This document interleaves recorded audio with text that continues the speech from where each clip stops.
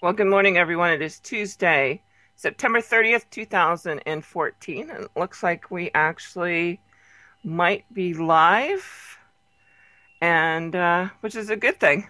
Um, so it is a froggy morning here in Indianapolis, but it's supposed to be another beautiful day, reaching up into the 80s, expecting some rain going on towards the end of this week to drop us down into that awesome fall weather back into the 60s again. So, um, with me this morning, so that way you guys don't have to just listen to me yak on all day, is a good friend of mine, Susan, who is also known as the Deer Farmer's Wife. You've seen her on a few times before, but hopefully she's going to be a regular, so that way we can get some conversation going.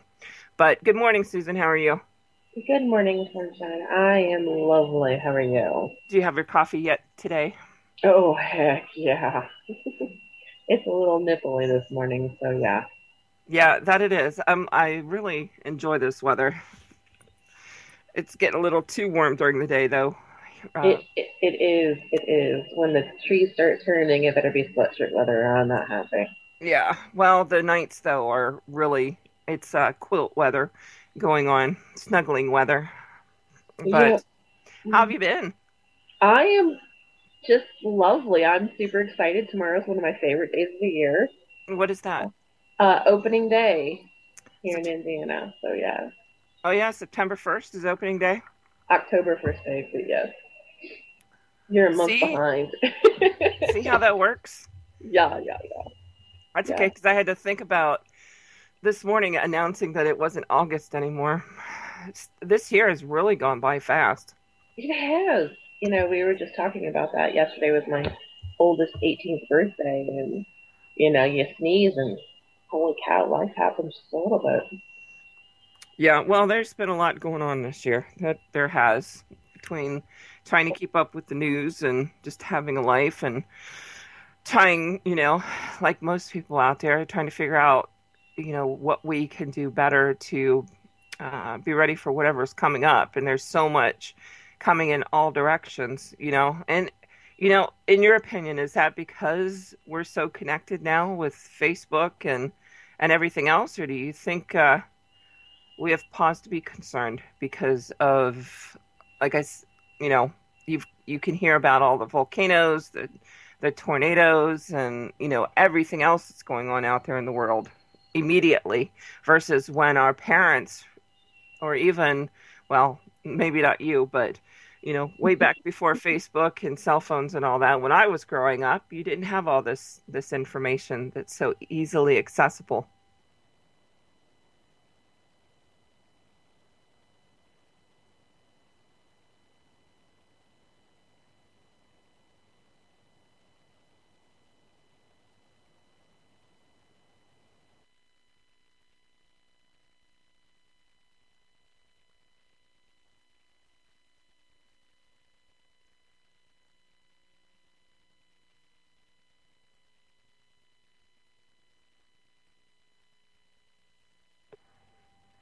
All right.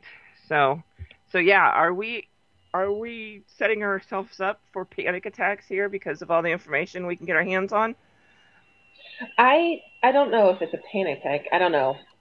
I think a lot of people do panic a lot, and I know. Um, oh my gosh, there's just so much, between the weather and our friends across the seas. But I think we've also put our nose more into places necessarily where it shouldn't belong to. So, you sit back and you watch the news and what part do you believe? What part of it's real? What part of it are we not seeing? We've talked about that too. When they're focusing on one thing, what are we not seeing? You So, know. what's high on your list right now of stuff to pay attention to? Oh, for us right now, I think it's more getting ready for winter. After last winter, how bad it was in our area, and we had our county closed for 3 and 4 days at a time, multiple times. Being here on the farm, making sure that we stocked up on hay and food and for the animals plus us and getting wood and just all that type of stuff together. That's my first priority and concern.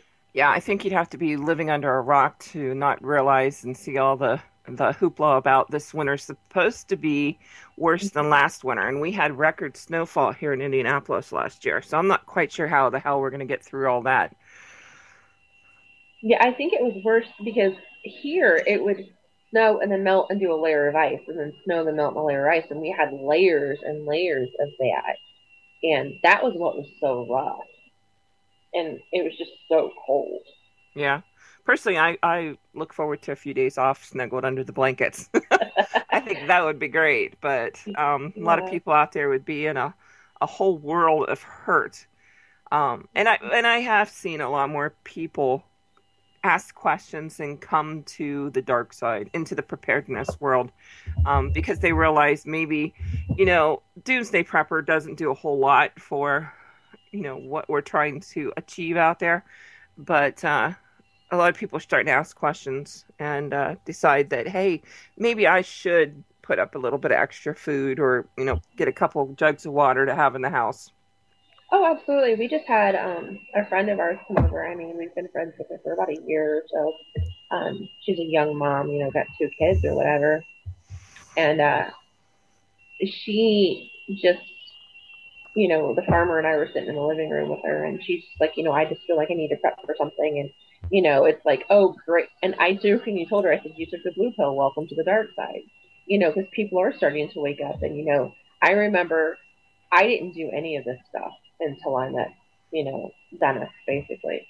And he didn't push with anything. I was the one, you remember, when I finally figured out what I needed to do, I was a total hot mess. You know, I So don't what have it. what would you suggest if somebody came up to you and said, "Hey, I see what's going on, and just in the news today, it says China is going to start direct currency trading with the euro, Hmm. which isn't going to do us a whole lot of good over here at all." So between all of the theories out there on the collapse of the United States, what would you suggest people start out with? How do you think they should, begin their steps in preparedness? Well, first of all, realize you're not going to be at the same place that people like you who've been doing this for years are at.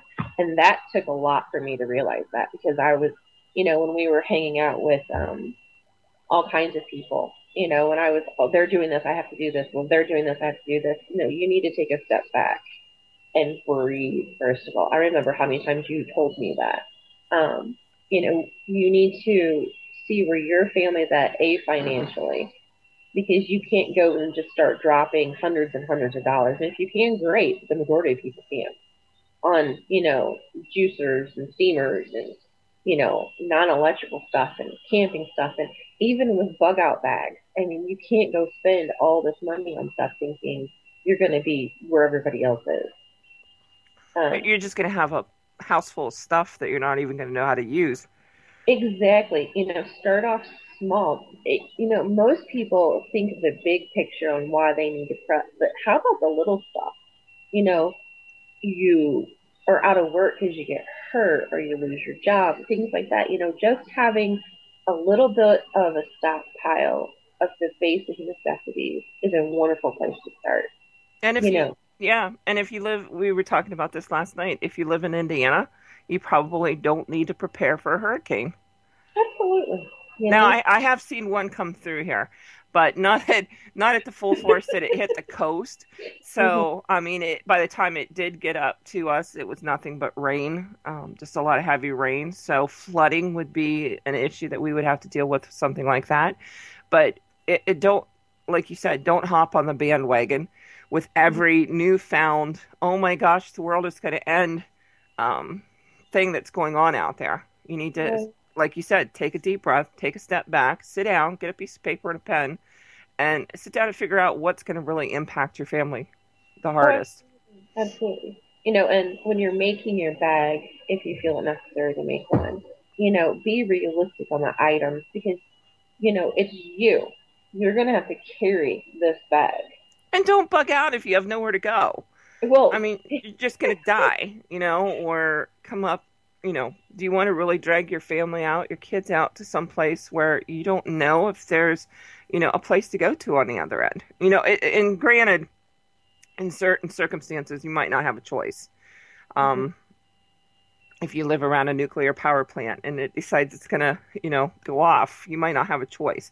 I know the wildfires in and around Nevada, California, in that area. I mean, you might not have a choice, but don't hop on that bandwagon of, well, I'm a prepper. I'm going to bug out and not realize that you have some place to go to on the other end.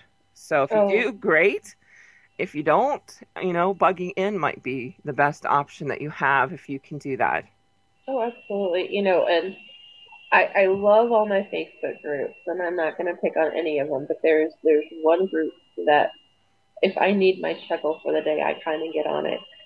And one of the ladies said, well, I think I'll be okay because I watched The Walking Dead and Doomsday Preppers. I think I know how to handle myself. Hey, I have Okay, nothing against The Walking Dead, I so don't everybody either. knows my fetish with The Walking Dead. But and I rank on Doomsday Prepper a lot because of reality. Has it brought people into and opened their eyes? Yeah, it has. I'll give them that. It's brought a lot of people into that. So it does have that good behind it. But is it reality? No. Mm-hmm. One show that I have been watching um, that seems to be picking up speed because it is more reality based and it's more teaching, which is what you know. When I was approached by Doomsday Preppers a long time ago, I told them that's what I wanted was a show more like this because it makes sense, and that's Creek Stewart's new show, Fat Guys in the Woods, over on the Weather Channel. So if you Mm-hmm. haven't gotten to see that, check it out. But he takes three guys who have very little experience whatsoever in survival, and he takes them out into the woods and he teaches them things. I think the last show they had on, he taught them how to catch a wild boar out in the woods and kill it and cook it. He goes through like a day of teaching them how to survive and things they need to look for and building a shelter and things like that. And then he leaves them there overnight to see how well they would do. And you know, he's here. He's from here in the Indianapolis area. He has his home base here, up in Anderson, I believe, and he has a school up there that he used to teach from. I'm sure he's quite busy now, so I'm not sure how often he does that now. But the man's got some skills. Is he as proficient as some of these other guys? I don't know. I'm not going to sit here and get into semantics about that, but um, it's more reality based, and it's more teaching you those little skills that you're going to need in order to survive if you do happen to get stuck out in the woods with nothing. So, and I shouldn't say with nothing because he does give them each a backpack, I believe, with some tools of the trade in there. So, Mm-hmm. Well, I mean, even I think if you watch Doomsday Preppers, I mean, you can learn what not to do in some cases, which can be just as very true. harrowing.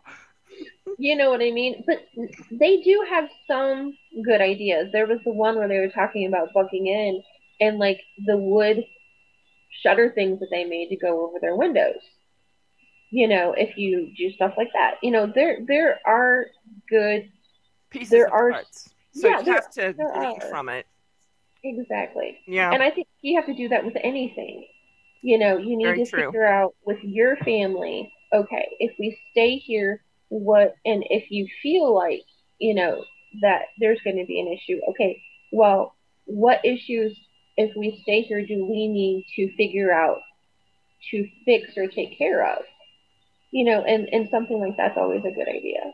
But I think you hit the nail on the head when you first said take a deep breath, take a step back, Mm-hmm. and one thing people don't realize is, and I've said this a million times, all of that fancy stuff that you buy can be instantly taken away from you. And the first place I think of is Moore, Oklahoma. We saw where a town used to be just completely demolished and nothing there but bare dirt. Hmm. So your preps can easily, all of those tangible assets can easily be taken from you. So, your first thing should be building your knowledge base. And that's Oh, free. absolutely. Yeah. When we were talking last Tuesday about, police going supposedly in areas looking for some of these groups of people. Well, with doing that, part of that could be a possibility. I'm not saying it is, so nobody freak out. Um, if they did martial law to start implicating some of those practices, if you look at the martial laws, they can come in and take all of your breath. They If they can want take, to, yes, they can. and then what are you going to do? You spent thousands of dollars on those buckets of food that aren't going to do you any good. And I've seen a lot of people say they could come in, they could try and take whatever they want to, blah blah blah blah blah. If you've got 30 guys standing in your yard with ARs and who knows what else, really you're gonna stay in your house for with a gun and defend some food preps, really? Um, I know it's nice to, you know, think you got some balls and all of that, but when it comes to defending your family and making sure they survive, I'm not Mm-hmm. sure I would have the wherewithal to put my family through a potential gunfight with law enforcement. To me that's just stupid. Well, you've got feelings towards your family, they don't. So for them to take their aggression out because you're showing that you're being hostile, they're going to have just cause in their brain. Yeah. And Well, it's, and there are other options too for martial law. oh, absolutely. I know it's been discussed with this Ebola issue going around, and I know I saw it in the news, and it has not, to my knowledge, been confirmed yet, but a possible Ebola case in Texas Mm-hmm. that hit the news yesterday. But like I said, I don't know, it hasn't been confirmed to my knowledge where it came from to begin with, or if it's actually legit. They just said that the person is showing signs of Ebola and they have them quarantined, but who knows who they came in contact before they got there. But right there is potential for a shelter in opportunity, and a lot of people, can they even shelter in for a week? How about 21 days, which is the incubation period for Ebola? You know, in Sierra Leone, in Africa, where this is going on, they quarantine everyone in for 3 days, which I don't know the thought process behind 3 days when this thing takes 21 days, but whatever. Somebody made that decision. But can the average American out there shelter in place for 21 days, let alone No, 3 days? no. Three I days, mean, they're going to start going antsy and wondering how they're going to order pizza. well, I mean, it's easier, and I guess this probably sounds ignorant on my part. I think it's easier for people like us to do it than compared to in a bigger city like New York when they're sitting in here in these apartments stacked on top of each other with little bitty refrigerators. I mean, they don't even have a full size kitchen. Who don't think about it, they eat out more than what they're supposed to. I Well, just I and you don't have see a it point. happening. And you have a point there. I can easily go to the grocery store here and load up my truck with and go to Sam's Club and get whatever I want, 40 cases of water at a time. We talked to my mother-in-law when Hurricane Sandy was coming through, when, we were trying to prep her ahead of time because she refused to leave. And she lives in Brooklyn, New York. And, finally talked her into, she finally went and got water. So she called us. She was all excited. Hey, I've got water. And, well, how much did you get? Now, mind you, there's probably 5 or 6 people that live in her apartment. She got a case of water. And it's like, I mean, it's better than nothing, Mm-hmm. but the mindset between, that and where we're at is hugely different. Like you said, she has to walk home because they don't, I mean, she has a vehicle, but it's so expensive to own an automobile in New York City Mm-hmm. that, a lot of people don't have them. So whatever they purchase, they have to walk home. Plus, it's like living in the middle of an island, you only can get, the grocery stores in New York, unless you go to certain spots, are little C stores, convenience stores like we see here, like a Dairy Mart, or I don't even know if Dairy Mart still exists, but one of these little gas station convenience stores. Quickie Mart. So, Sorry. so hugely different dealing with what they deal with and what we do. But yeah, she thought she was doing good with a case of water. You don't say. I think the aliens have landed at my house. Score the mothership. Well, there's a whole nother thing to prep for, right? Oh my word. I don't even want to get into that one. The aliens are landing and coming for us. Oh, we've got enough to deal with on a daily basis, I think. But do you think the social media, like Facebook and stuff, creates a bit of hysteria, panic in people nowadays? I think people take off with a story. They read part of it and they understand it as being something and then run with it. And it can get scary, especially if you are just starting out and you don't know what half of it means. You don't know what to believe, what not to believe. So yeah, you freak out, you know. I'm I'm I wouldn't say I'm not concerned or worried. I'm more waiting. Does that make sense? I'm waiting for the next thing to happen because I mean, with all the groups that are fighting and how much the United States has their nose in everything, we're not the most loved country in this world. Even at home, that eventually something's going to break. Yeah. It's just what And what first? Is it the economy? Is it well, I what? question, this ISIS thing personally, and how much of it's being covered up right now, so that way we don't panic. Mm-hmm. I've heard reports of other attacks besides the two in Oklahoma, that are not probably going to hit media because, let's just say that our the powers that be don't want racial profiling to go on, which I think is just absurd, you know. And I don't know what conversations have been had behind closed doors to make that happen, but to classify this beheading in Oklahoma as workplace violence is just beyond reason. I mean, just uh, unfathomable in my opinion.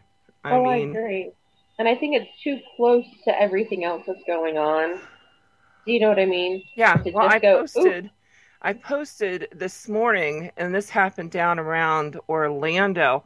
Um, Let me get over to the blue page here. Okay, so right before I posted about the China going to the euro, this happened in Volusia County, Volusia County, something like that.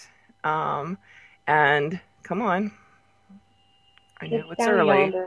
which is down around Orlando someplace, Ormond Beach, Florida. Two men are facing charges after Volusia County deputies said they started a fight at a bar Wednesday night.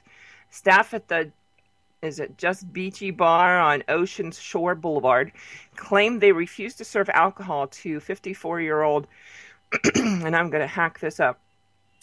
Is it Faisal al Baghdadi and 30-year-old Ahmed Hindi as they walked into the bar already drunk. I need cops at Just Beachy Peckers Pub immediately. I got a huge fight going. I mean, they're tearing, and it says expletive up. The caller told 911 dispatchers, "We wouldn't even serve him when he came in. He was so drunk."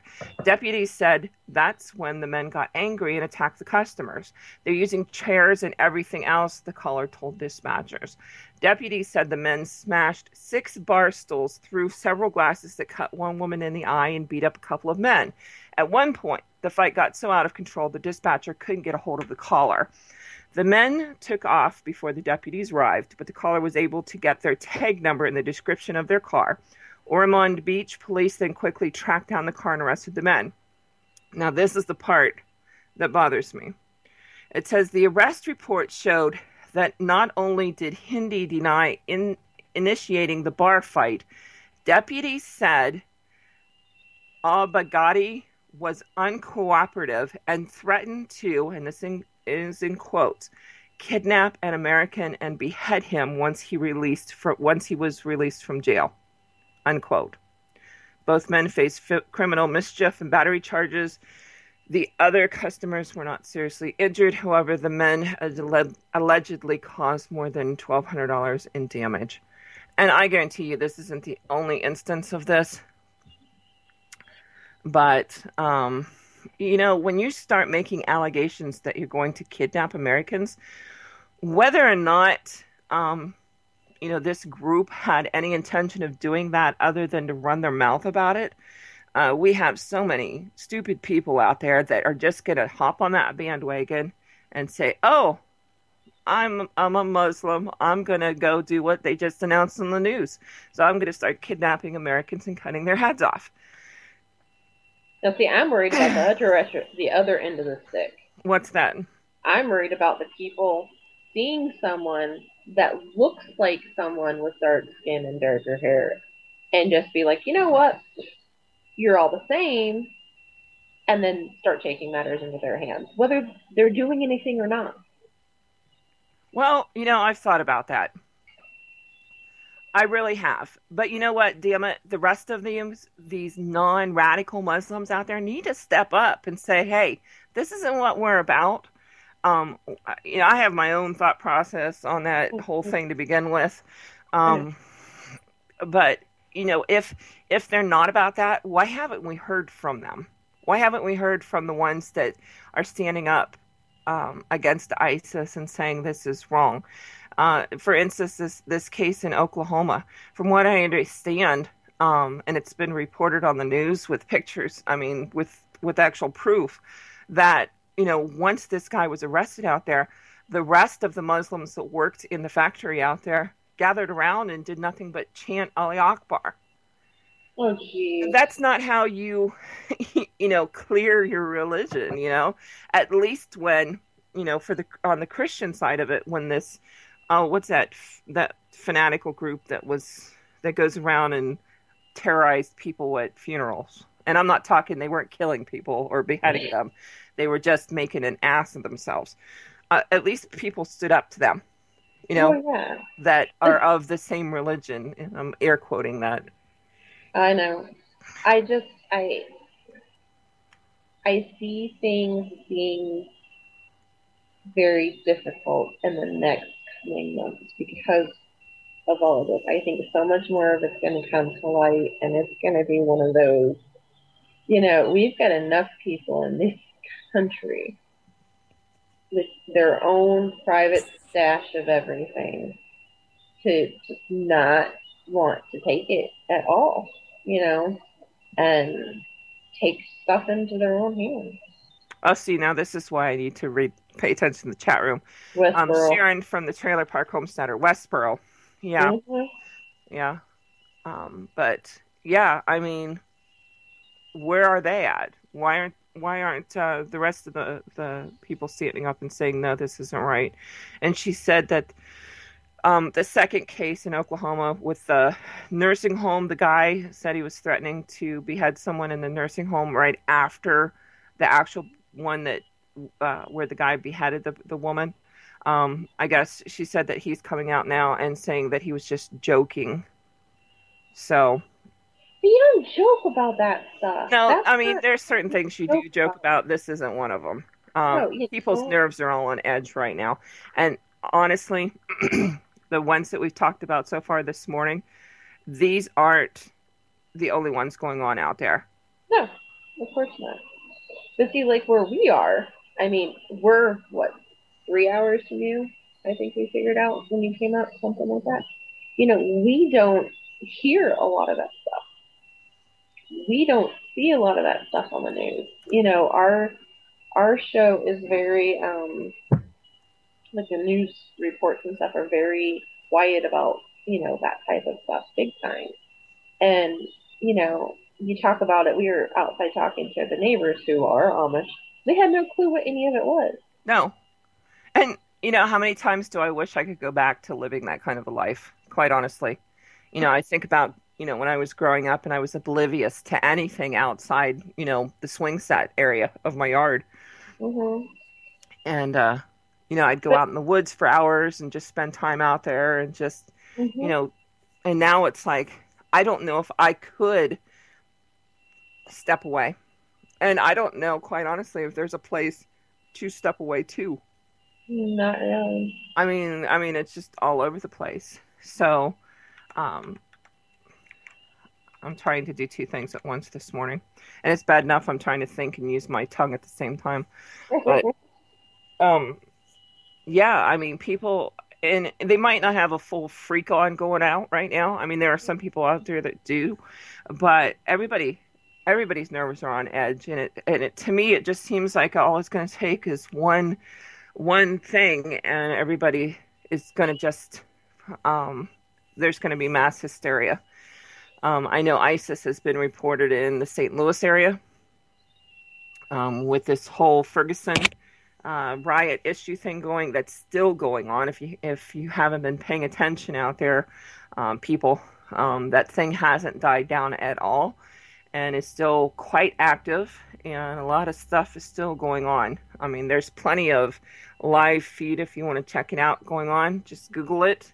I was watching some of it over the weekend, and actually a police officer, and I don't know the details of this, female police officer got shot in the elbow over the weekend by someone. So, but from what I understand, plenty of ISIS activity in the area down that way. So, a lot of the people that actually live there say that the rioters aren't even from the area. They're being being brought in to instigate.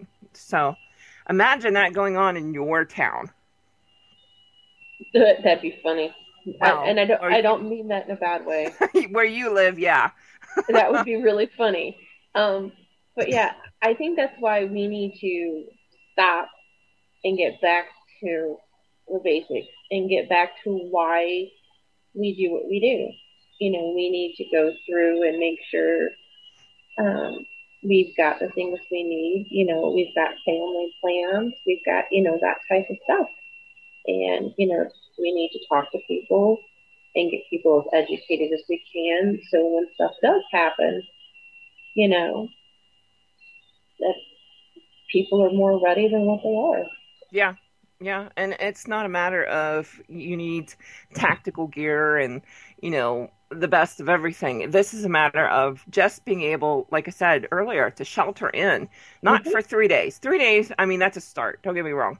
But, at least a month would be good, and don't go out and buy the fancy dancy freeze dried packages of you can survive for a year off of this. Oh, you probably could if you know how to use the stuff to begin with, It's but just, it's going to take a lot of water in order to cook that. It's going to affect how your body is just going to be miserable for a while. But take a piece of paper and a pen, the same one that we used earlier, and sit down and figure out what your family actually eats. If you've got a child and that only eats macaroni and cheese, then damn it, buy them macaroni and cheese. yeah. This is going to be stressful enough. You don't want your family. Meals should be the last thing that you worry about if something like anything we've talked about happens.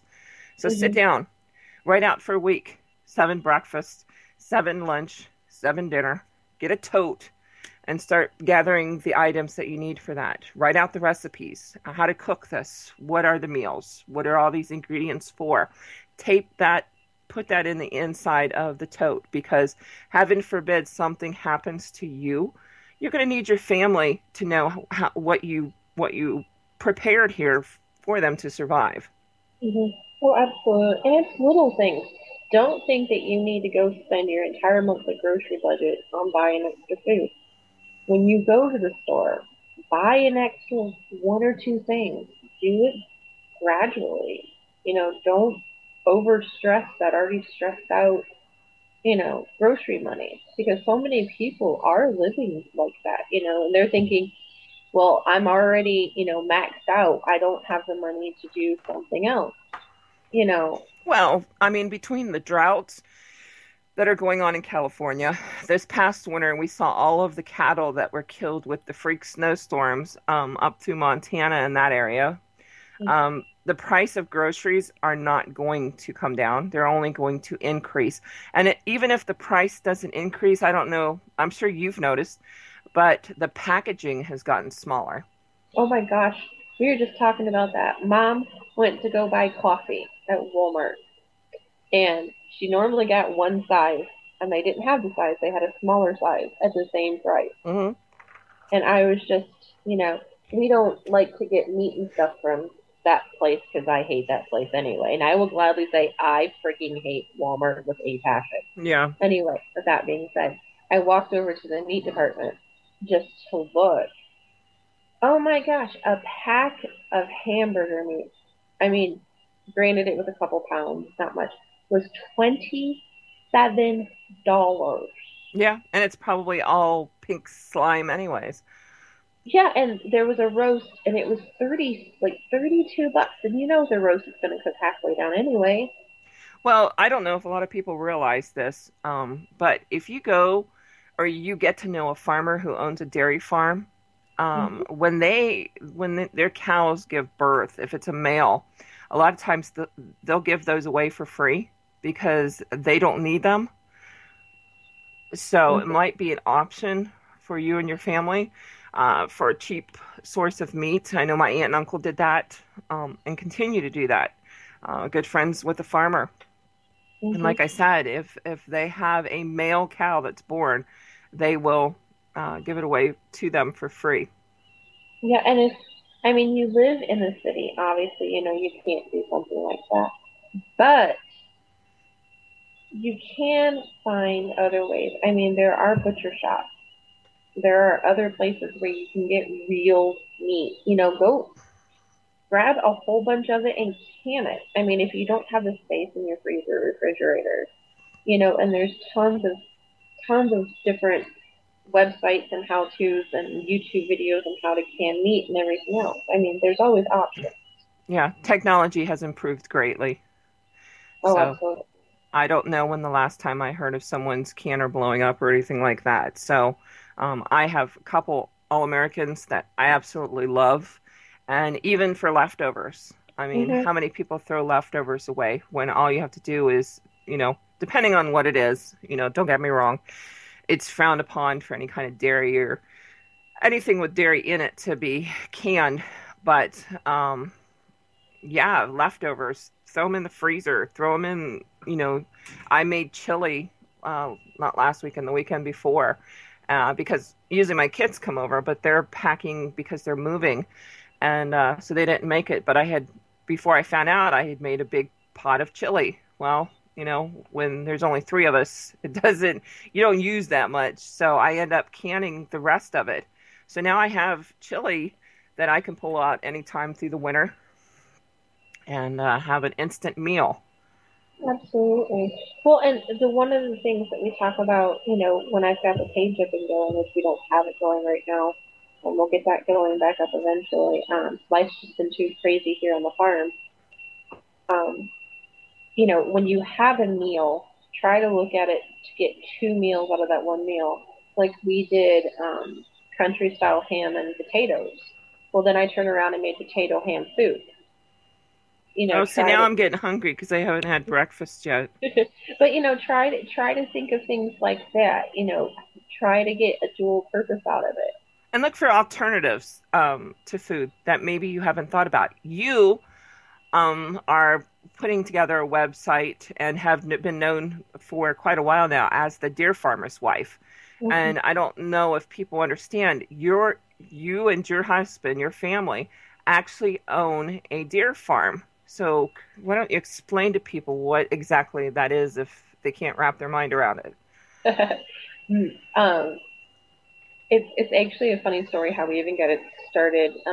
Obviously, we hunt and are all about that, but we don't waste anything with an animal. That's like my biggest pet peeve.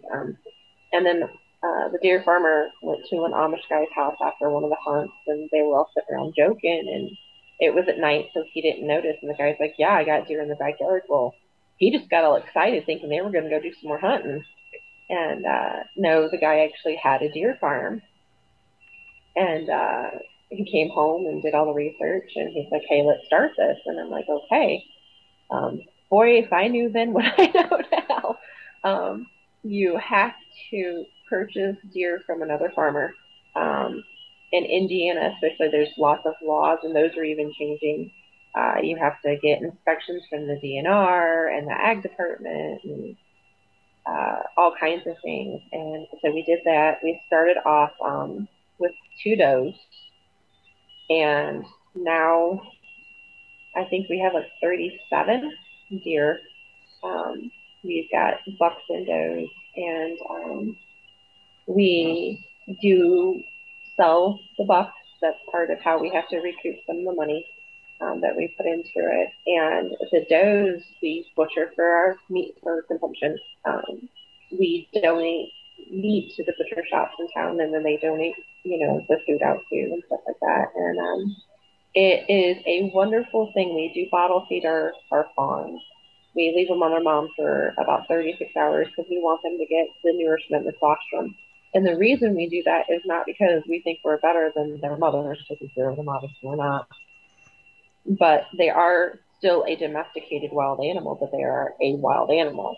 And so to make them easier to handle, having that bottle feeding, that, there's a really big connection with the animals and stuff.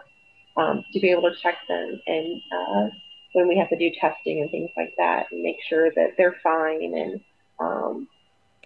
just to be able to go, I can go outside right now and go into my buck pen and brush a buck. They're in rut season still, and you have to be very careful. But they're to me they're just my big babies, and I know their purpose, and I'll still put a bullet in one of their heads for food, but that's what we do. I was gonna say, how do you reply to people? And I've seen this before in lots of places. Mm. To people that are like, "Oh my goodness, how can you do that? That's a wild animal." And if you think about it, it's no different than raising, beef cows or anything like that. Mm-hmm. How do you reply to people that talk about how inhumane you are and you should just buy your meat from Walmart? We had this conversation this morning. I had a lady. Frequently, like, when they find out what we do, people go off on me saying, um, you know, how can you shoot an animal? Don't you know they have meat at Walmart? Well, how the heck do you think they get meat besides the pink slime to the Actually, store? actually, what you do is more humane than how Walmart probably gets their meat. Oh, absolutely. The thing is, if you go into one of my pens right now, they've got soup, which, and especially Indiana, Michigan with the blue tongue things, there's lots of diseases going on that, I mean, deer suffer horribly if you know anything about blue tongue. I mean, it's a horrible, horrible disease, and I feel so bad for them. My animals are healthy. They're fed. They're huge. I mean, they look like little piglets out there running around. Yeah, and they're not stuck in small cages. I know we've talked about No. and seen, the horror stories. I have chickens, you have chickens. We take care of Mm-hmm. our chickens. They're, you know, given food and they're almost to the degree that they're pets because we don't, yeah, we have meat chickens, but the majority are raised for eggs. So you treat the chickens properly because what you put into the chicken is what comes out in the egg. So you're eating that egg. You want to make sure that you put good things into the chicken. But you see the horror stories on the news about these chicken farms out there where you've got, I mean, and it's not just chickens. I mean, it's pigs and cows and you name it, all squashed together into these tiny pens and fed so Mm-hmm. many chemicals. You don't know what you're eating. Yeah. See, and our animals, they're in acre size pens. I mean, they've got tons of room. When we went through, excuse me, we left so much. It was a wooded lot, and we left all the trees and all the underbrush and all that stuff because we wanted them to have a semi-natural environment for them. I mean, they're fed non-GMO food, 100%, because I like freak out about that. Um, we feed them. Oh my gosh! Right now, leftover tomatoes and stuff out of the garden. They get kale, they get kelp, they get Oh my gosh, carrots. I mean, they get so much other stuff that's all good for them to make sure that they have a balanced diet. And especially in the winter, when they can't get to the grass and stuff like that, we make sure that they still get that forage stuff in their system. I was But just, they do you know the difference? And I don't, so I'm asking, um, how much, well, I mean, it's a no-brainer to compare the beef that you buy at Walmart versus what you have with the deer, mhm, just because of the chemicals and the pink slime and mhm. and all of that out there. But do you know how much healthier deer meat is compared to maybe to beef or anything else? Oh, absolutely. They say it's actually one of the best meats you can eat, because it doesn't have the fat and everything in it. You actually have to add some fat to venison when you cook it, especially if you fry it. The one thing you do have to remember though, when you cook venison, say you have 2 pounds, normally it cooks down to a pound and a half to a pound. I mean, it really cooks itself down. Um, but it it's my deer tastes different than if we go out and kill a deer in the wild because um, their diet's different. I So it's mean, like rabbits, because yeah, wild rabbit is a lot stronger, and you get domesticated rabbit or the tame rabbit, and it's almost it tastes like chicken. yeah. Well, I wouldn't as far goes to say it tastes like beef, but our meat does not have a gamey taste to it, if that makes sense. Yeah. And if you get, and if you guys, I mean, if you hunt or if you're starting to hunt, and if you seriously need recipes, I mean, you can find the Deer Farmer's Wife page on Facebook. Like I said, I'm not on it a lot right now because we are so busy around the farm, but we're going to be getting all of that back and going. We're doing videos and stuff like that at the moment. Um, I've got tons of recipes. There are ways to um, get a gamey taste out of almost any meat. I mean, tomato sauce. Soak it in tomato sauce, tomato paste. The acid in it will break down tough meat. Um, but, there's so many different ways around it. Yeah, You know what I mean? yeah, I remember actually when I was growing up, we had sat down and I was probably I'm going to say 13, 12 at the time, somewhere around in that area. And we had sat down to dinner. And I grew up on a farm in Ohio and lived, my parents divorced when I was pretty young.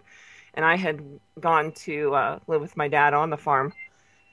And we sat down at dinner and, we had the roast and the potatoes and, all of that. And we get done with dinner. And my dad was like, well, how'd you like the beef roast?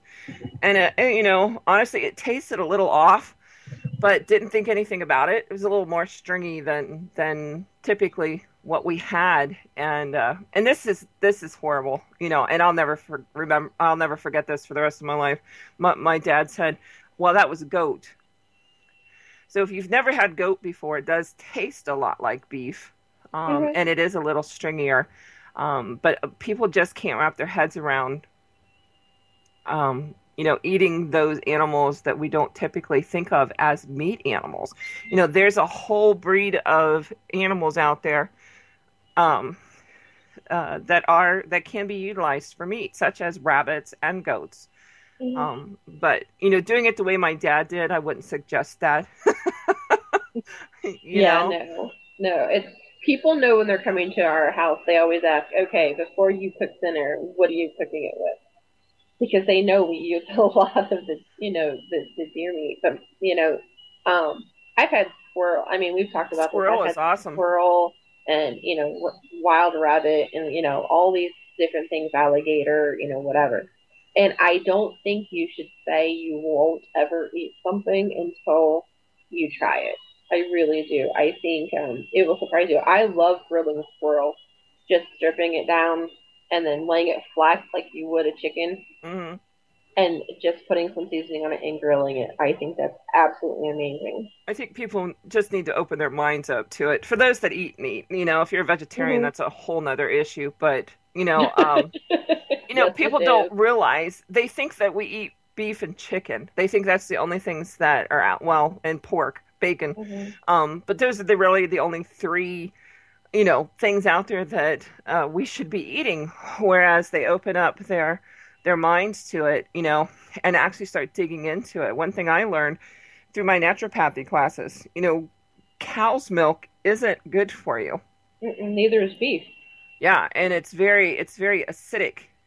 But on the other hand, goat's milk is very alkaline and actually is better for your body, better for your body than cow's milk is. Yep. So if you do any research, especially when it result, both my parents passed away from cancer, so it's important to me to find out as much as I can. And my dad passed away when he was 48, which is my age now. So it has a tendency to mess with your mind a little bit, Oh, absolutely. it's like so trying to educate yourself as much as possible on what causes cancer, what is it, all those kind of things.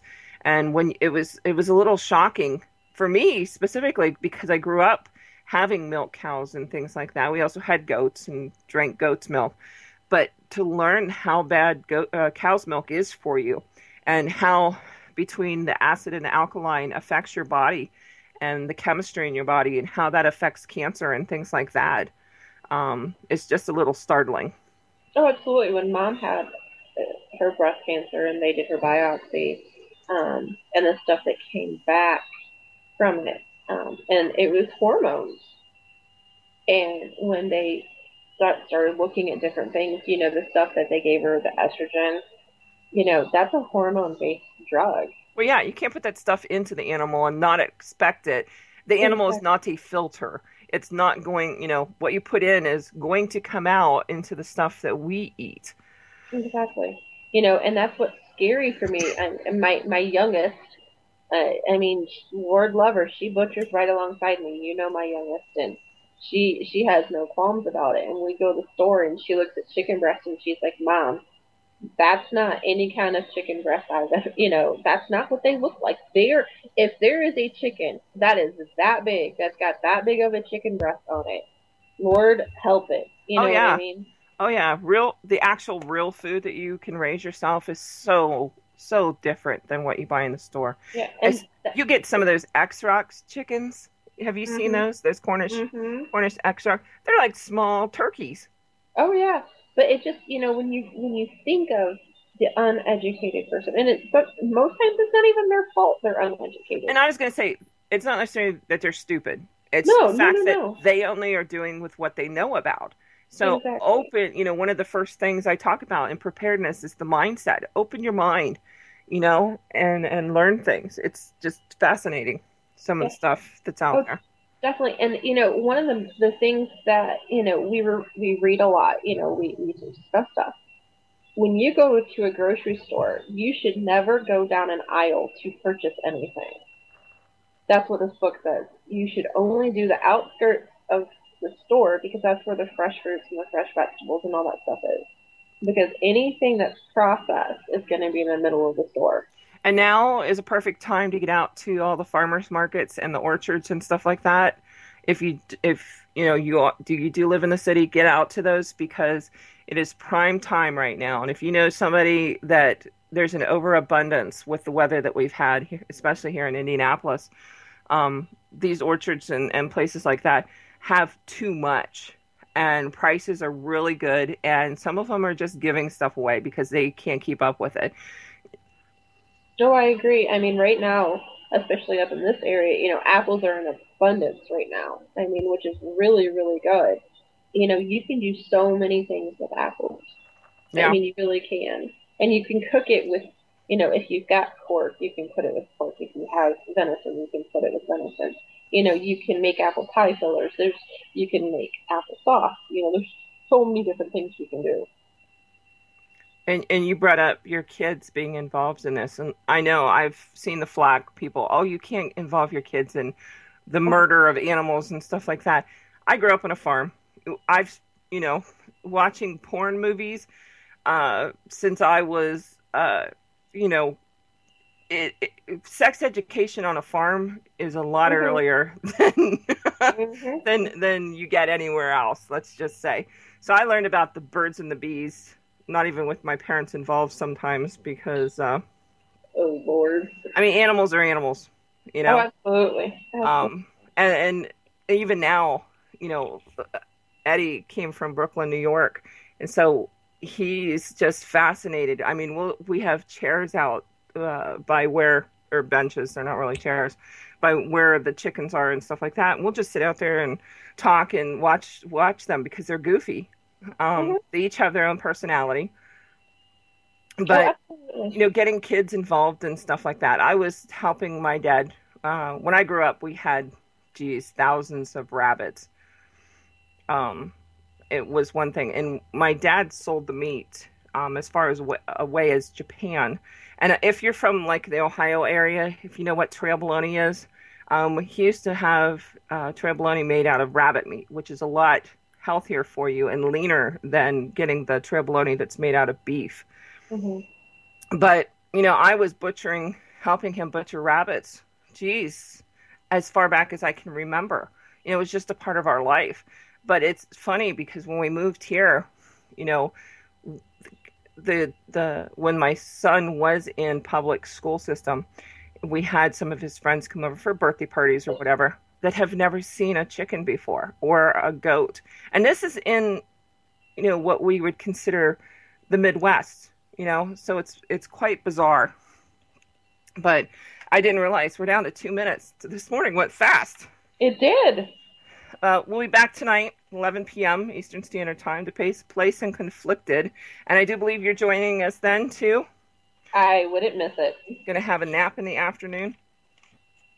No, we've got a garden to get pulled up today. Yeah, I've got to go to work, my real job. But thanks for coming on this morning. We're going to have to do this very often. Oh, most definitely. I have learned so much from you, you know, over the few years, and I really enjoy passing it on. That's for sure. Yeah, and seeing people become self-sufficient, taking the steps to do that, whether they're 100% self-sufficient or not, just getting them headed in that direction. It helps everybody, you know. Yeah, it does. That's for sure. But you guys have a great day out there. Good morning to everybody in the chat room. It looks like it's filling up, getting ready for before the first cup coming up next.